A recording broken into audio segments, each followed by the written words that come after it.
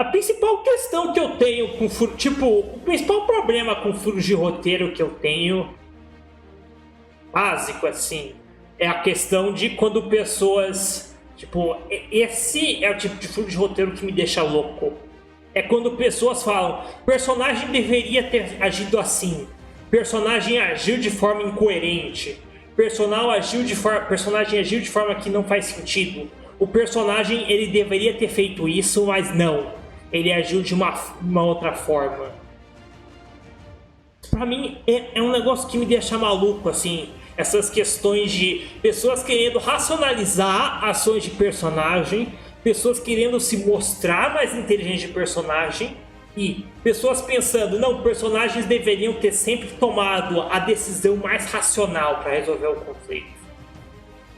Essa decisão, essa questão sobre furos de roteiro, muitas vezes se volta a uma discussão sobre qual é a decisão correta que um personagem deveria tomar? O que um personagem deveria ter feito numa determinada situação? Qual é a resposta racional a um determinado fenômeno?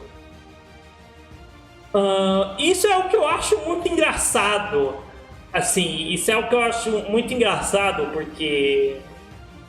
Assim, eu acho que as pessoas que reclamam desses furos e reclamam como personagens deveriam tomar as decisões racionais para resolver um problema delas, tipo as pessoas que perguntam num filme de terror, não, por que as pessoas não ligaram para a polícia?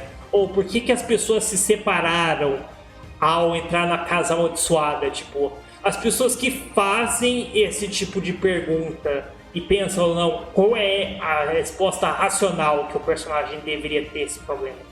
Eu acho que essas pessoas nunca falaram com outras pessoas e elas nunca enxergaram outro ser humano na vida delas, porque todo ser humano na sua vida vai tomar um monte de decisões estúpidas. Todo ser humano vai tomar um monte de decisões erradas para qualquer problema que ela for apresentada. Então...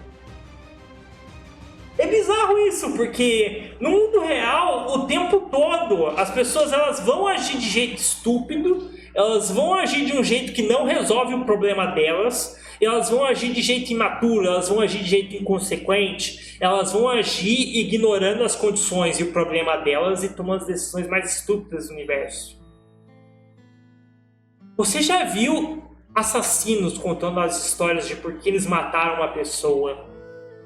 Muitas pessoas eles gostam de reclamar, não, determinado vilão ele tem um motivo torpe, ele não tem uma motivação adequada, ele agiu de forma incoerente que não faz sentido. Muitas vezes as pessoas falam, vilões agem de motivos torpes, eles não tomaram ações realmente motivadas. Tipo, eu gostaria que essas pessoas falassem com a maioria dos assassinos e perguntassem, não, por que você matou uma pessoa? Não, ele contou uma piada pra mim que eu não gostei. Eu roubei uma loja literalmente porque eu queria dar algo legal pra minha namorada no dia dos namorados e eu fui lá e cometi um crime por causa disso. Pessoas cometem crimes e fazem negócios extremamente odiosos por motivos torpes o tempo todo. Tipo,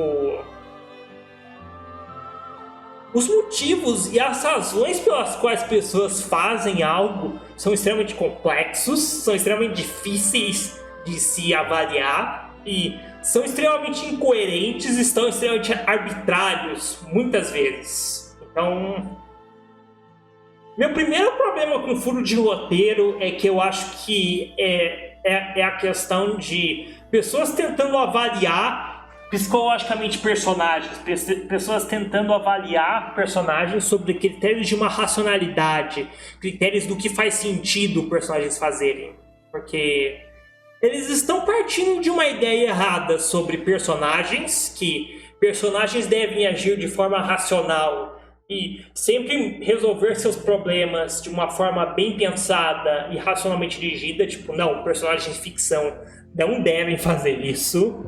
Eles estão partindo de uma visão errada sobre seres humanos, porque seres humanos não são seres extremamente racionais, não têm motivações extremamente elaboradas, não fazem sempre o que é melhor para resolver seus problemas. Então, Eu acho que essas pessoas primeiras partem de uma ideia muito errada sobre os dramas, os temas e as questões de seres humanos.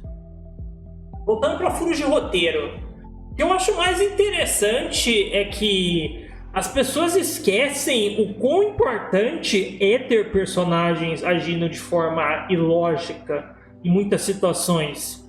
Se você pegar a maioria dos dramas e a maioria das tragédias, qual é a questão da maioria dessas histórias? É que você tem personagens agindo de forma extremamente lógica. Por exemplo, Romeu e Julieta.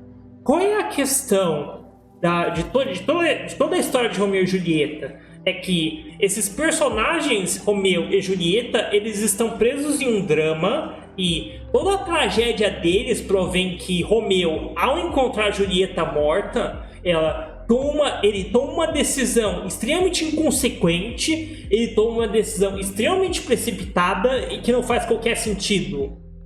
Romeu, ao encontrar Julieta morta, decide se matar. Tipo, isso não faz qualquer sentido. Esse é o tipo de coisa que não tem qualquer coerência, mas é muito importante ter esse personagem agindo dessa forma, porque esse é o personagem do Romeu durante toda a história. Ele é extremamente inconsequente, ele é extremamente idealista, ele é uma pessoa que coloca o amor dele acima de qualquer coisa, e ele é uma pessoa que no meio do começo da peça, ele começa sacrificando a sua vida para ir para a mesma festa que a pessoa que ele ama.